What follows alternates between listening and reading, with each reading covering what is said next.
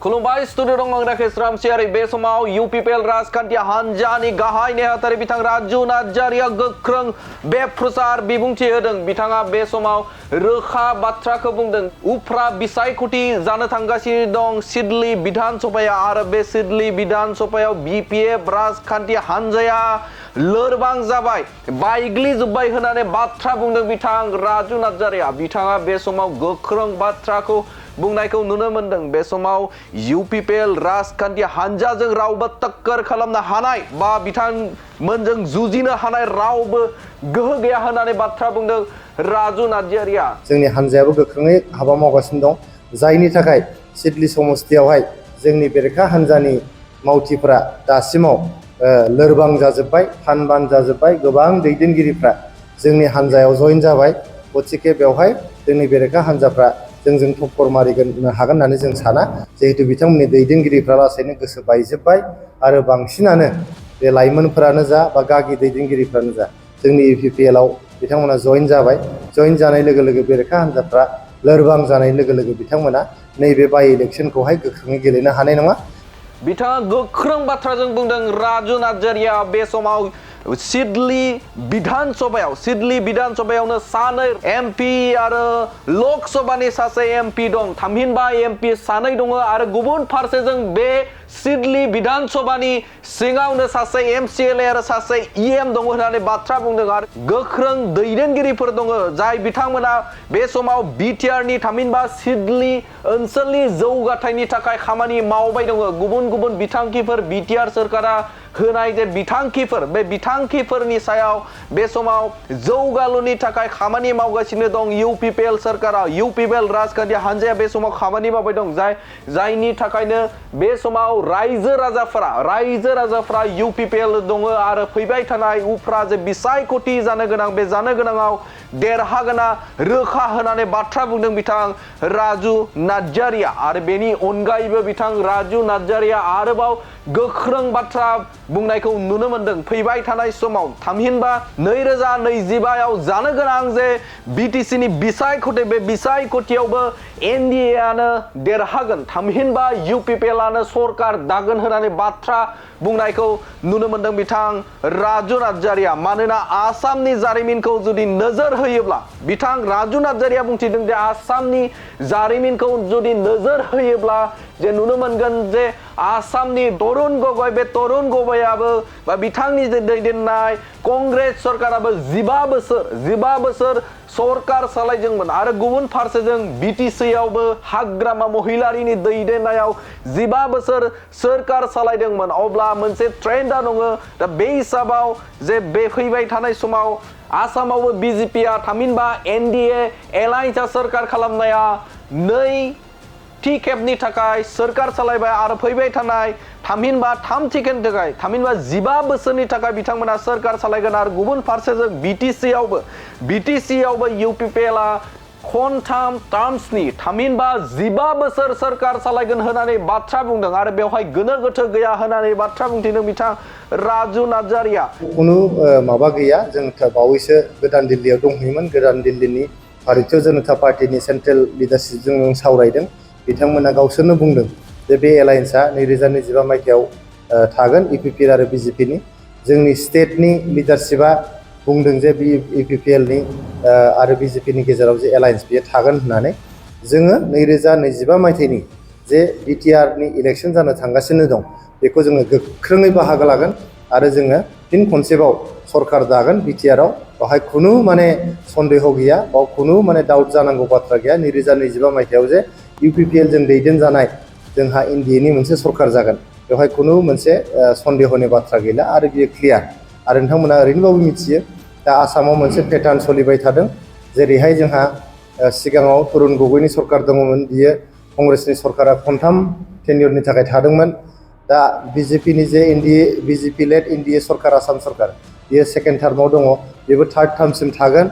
लोगोसेयै जोंनि जे इउपिपिएल दैदेननाय जोंना नैबे बिटिआरआव जे एनडिएनि सरकार दङ बेबो 2025 मायथाइयावल' नङा, मिनिमाम खनथाम टार्मनि थाखाय थागोन। बियो 2025 मायथाइयाव जागोन आरो लोगोसे जों 2030 मायथाइयावबो इउपिपिएलजों दैदेनजानाय जोंनि एनडिए सरकारानो जे दागोन बेयाव जोङो जेबो माने सन्देह गैया। बे समावनो बिथां राजु नार्जारिया उफ्रा बिसायख'थिखौ लानानै गोख्रों बाथ्रा बुंदों जे सिडली बिधान सभायाव बिपिएफ राजखान्थि हान्जाया थेर बेथेर जाबाय। बिथांमोनाव सासेबो दैदेनगिरि गैला होननानै बाथ्रा बुंनायखौ नुनो मोनदों। बे समाव इउपिपिएल राजखान्थि हान्जायावबो गोबां लाइमोनफोरा बिपिएफ निफ्राय गोबां लाइमोनफोराबो जगदान जाबाय। बेखौ नोजोर होनानै बे समाव सिडलीयाव बिपिएफ राजखान्थि हान्जाया देरहानायनि बाथ्रा फैया होननानै बाथ्रा बुंदों बिथां राजु नार्जारि। आरोबाव राजु नार्जारिया मा बुंबावदों नोंथांमोननि गेजेराव बड'लेण्ड बुब्लिया होनि। जोंहा सिडली समस्तिनि जे बाइ इलेक्शन जानो थांगासिनो दङ बेहाय इउपिपिएल हान्जाया गोख्रोङै जोङो बाहागो लागोन आरो नोंथांमोननो मिथिहोनानै गोजोननाय मोनो। जोङो इउपिपिएल हान्जाया सिडली समस्तिनिफ्राय गोबां भट लानानै बेयाव देरहानो थांगासिनो दङ। जोंनि मोनफ्रोमबो बुथ कमिटि, जोंनि मोनफ्रोमबो प्राइमारि कमिटि आरो ब्लक कमिटिफोर बिथांमोना जे थागथियारि जानांगौ बे थागथियारिखौ अलरेडि बिथांमोना कमप्लिट खालामबाय। कमप्लिट खालामनानै जोङो थाबैनो सासे केन्डिडेटखौ फोसावनानै जोङो केम्पेइन खालामहोनानै जोङो सिडली समस्तिनिफ्राय गोबां बिबाङाव भट लानानै देरहानो थाखाय जोङो थांखि लादों आरो जोङो कनफिडेन्ट जोंनि सिडली ओनसोलनि भटार रायजो राजाफ्रा जोंनि सरकारजों थागोन। बिटिसि सरकारजों, आसाम सरकारजों बिथांमोना थागोन आरो गोबां बिबांनि भट होनानै देरहाहोनानै जोंनि जिहेतु सोलिबाय थानाय एनडिए सरकार, जोंनि ट्रिपल इन्जिननि सरकार, जोंहा बिटिआरआवहाय जोंहा एनडिएनि सरकार, जोंहा आसामाव एनडिएनि सरकार आरो सेन्ट्रेलाव निउ दिल्लीयावबो जोंहा एनडिएनि सरकार। जोंहा जे ट्रिपल इन्जिननि मोनसे सरकार सोलिगासिनो दं, रायजो राजाफ्रा बेजोंनो थागोन। जिहेतु जोङो सिडली ओनसोलाव गोबां जौगानायनि हाबाफारि मावनो हादों, लामा सामा बेयाव मावनो हादों। जोङो HPCLनि मोनसे बाव प्रडाक्सन इउनिट दाखालिसो दांथल खाथियावहाय जों गायसननो हादों। बेजों लोगोसे जोङो गोबां बिबांनि बेवहाय अरुनदय होनो हादों, न' बां होनो हादों। बेबायजों लोगोसे जोङो माइनाव सोरां बिथांखि होनो हादों। चार्च, मन्दिर बेफोरनि थाखाय जोङो आलारि सोरांनि बिथांखिनि आन्दारावहाय 2 लाख रां खरि होनो हादों। बेजों लोगोसे जोङो बड'फा सुपार 50 मिशननि गेजेरजों सिडली समस्तिनि सिङाव थानाय गोबां फरायसाफोरखौ जों मदद होनो हादों। लोगोसे अनसाय बिथांखि आरो गियान सोरां बिथांखिनि आन्दाराव गोबां फरायसा आरो फालांगि मावग्रा आइजोफोरखौ जों हेफाजाब होनो हादों। जोंहा सिडली समस्तियावनो 2 मेम्बार अफ पार्लियामेन्ट दङ, सासे राज्यो सभानि आरो सासे लक सभानि। बेजों लोगोसे जोंहा बेहाय सिडली समस्तियावनो सासे EM लोगोसे सासे MCLA जोंहा बेयाव दङ। गतिके गोबां बिबांनि जोंहा रायजोनि बिजाथि बेयाव दङ। बे बिजाथिफोरा गोख्रोङै हाबा मावगासिनो दं। बेयाव जोंनि हान्जायाबो गोख्रोङै हाबा मावगासिनो दं, जायनि थाखाय सिडली समस्तियावहाय जोंनि बेरेखा हान्जानि मावथिफोरा दासिमाव लोरबां जाजोब्बाय, थान-बान जाजोब्बाय। गोबां दैदेनगिरिफ्रा जोंनि हान्जायाव जइन जाबाय। गतिके बेवहाय जोंनि बेरेखा हान्जाफ्रा जोंजों टक्कर मारिगोन हागोन होननानै जों साना। जिहेतु बिथांमोननि दैदेनगिरिफ्रा लासैनो गोसो बायजोब्बाय आरो बांसिनानो बे लाइमोनफोरानो जा बा गागि दैदेनगिरिफ्रानो जा जोंनि इउपिपिएलआव बिथांमोना जइन जाबाय। जइन जानाय लोगो लोगो बेरेखा हान्जाफ्रा लोरबां जानाय लोगो लोगो बिथांमोना नैबे बाइ इलेक्सनखौहाय गोख्रोङै गेलेनो हानाय नङा। बे गोख्रोङै गेलेनो हायै समावनो इउपिपिएल जोङो सिडली समस्तिनि जे बाइ इलेक्सन जानो थांगासिनो दं बेयाव जोङो आरामैनो देरहालांनानै जोंनि आसाम सरकारखौ गोख्रोंनिफ्राय गोख्रोंसिन खालामनो थाखाय सासे बिजाथि बेनिफ्राय दैथायहरो। बेयाव खुनु माबा गैया। जों बावैसो गोदान दिल्लीयाव दंहैयोमोन। गोदान दिल्लीनि भारतीय जनता पार्टीनि सेन्ट्रेल लिडारशिपजों जों सावरायदों। बिथांमोना गावसोरनो बुंदों जे बे एलायेन्सआ 2025 मायथाइयाव थागोन इउपिपिएल आरो बिजेपिनि।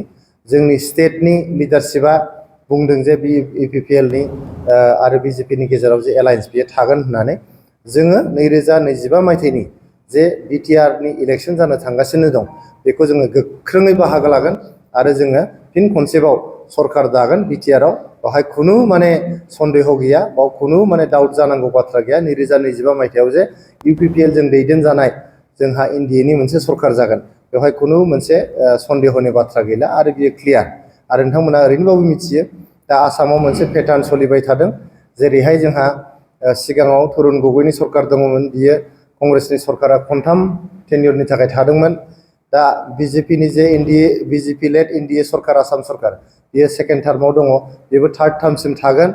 लोगोसेयै जोंनि जे इउपिपिएल दैदेननाय जोंना नैबे बिटिआरआव जे एनडिएनि सरकार दङ बेबो 2025 मायथाइयावल' नङा मिनिमाम खनथाम टार्मनि थाखाय थागोन बियो 2025 मायथाइयाव जागोन आरो लोगोसे जों 2030 मायथाइयावबो इउपिपिएल जों दैदेनजानाय जोंनि एनडिए सरकारानो जे दागोन बेयाव जोङो जेबो माने सन्देह गैया बेखौ नोंथांमोना बयबो मिथिगौ आरो रायजो राजायाबो मिथिगौ।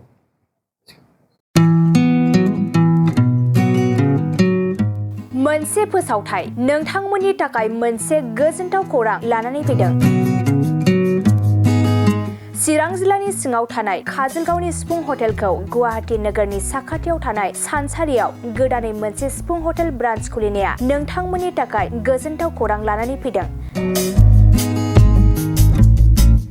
नोंथाङाबो जुदि गुवाहाटीयाव थायोब्ला एबा गुवाहाटी नोगोराव दावबायहैनाय समाव बर'नि दोरोङारि ओंख्रिखौ जानो लुबैयोब्ला गुवाहाटी नोगोरनि साखाथियाव थानाय सानसारियाव गोदानै बेखेवनाय सिफुं हटेलाव थांनानै जाहैनो हागोन।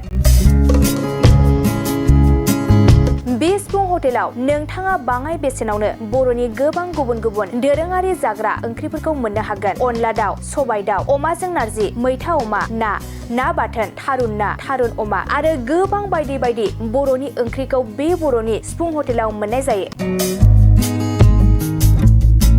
सोरबाफोर जुदि बे सिफुं हटेलाव बर'नि संनाय खावनायखौ जानो थाखाय सिगांग्रो अर्डार हरनोब्ला नैबे 9864747796 9954772037 जानबुं नम्बराव कल खालामनानै बुकिं खालामहरनो हागोन।